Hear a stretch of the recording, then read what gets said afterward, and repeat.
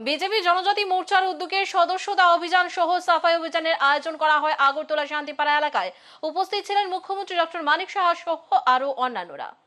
গোটা রাজ্য জুড়ে বিজেপি দলের উদ্যোগে ব্যাপক উৎসাহের সাথে বিভিন্ন প্রান্তে বিশেষ করে নানান প্রকারের সংগঠনের উদ্যোগে সদস্যতা অভিযান ঘিরে ব্যাপক তৎপরতা পরিলক্ষিত হচ্ছে। এই প্রকারের তৎপরতার অঙ্গ হিসেবে আজ বিজেপি জনজাতি মোর্চার উদ্যোগে রাজধানী আগরতলার শান্তিপাড়াতে সাফাই অভিযান ঘিরে দারুণ উৎসাহজনক পরিস্থিতি পরিলক্ষিত হয়। এই কর্মসূচিতে উপস্থিত থেকে রাজ্যের মুখ্যমন্ত্রী প্রফেসর ডক্টর মানিক সাহা সহ জনজাতি মোর্চার বিভিন্ন স্তরের নেতৃত্বরা গোটা আয়োজনকে অন্য আঙ্গিকে রূপায়িত করেন।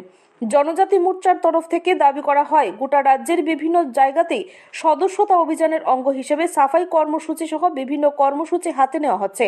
রাজধানী আগরতলার শান্তিপাড়াতে দুর্গাপূজার মণ্ডল সন্নিহিত এলাকাতে আজকের এই সারা জাগানো সাফাই অভিযান ঘিরে জনজাতি মোর্চার বিভিন্ন স্তরের কর্মী সমর্থক থেকে শুরু করে সাধারণ অংশের মানুষের ব্যাপক উৎসাহজনক উপস্থিতি পরিলক্ষিত হয়েছে।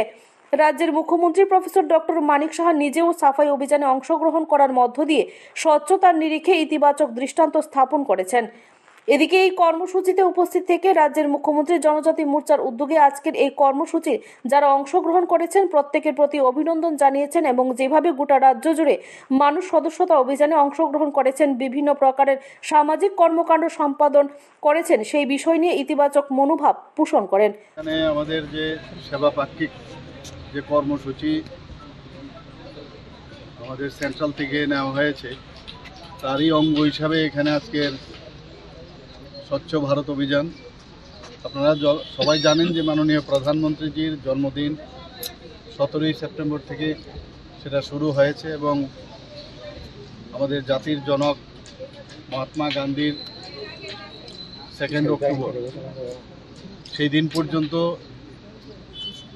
এই সেবা পাক্ষিক যে আমাদের কার্যক্রম সেটা চলবে এবং আমাদের পার্টির যে সবসময় বলে যে আমরা মানুষের সেবাই আমাদের ধর্ম এবং সেটাকে মাথায় রেখে আমরা সবসময় যখন কোনো ধরনের কার্যক্রম হয় সেটা কিন্তু সাধারণ মানুষ, দেশের জন্য, রাষ্ট্রহিতের জন্য আমরা কাজ করে থাকি। আর আজকে শান্তিপাড়াতে এই উদ্যোগ এখানে নেওয়া হয়েছে।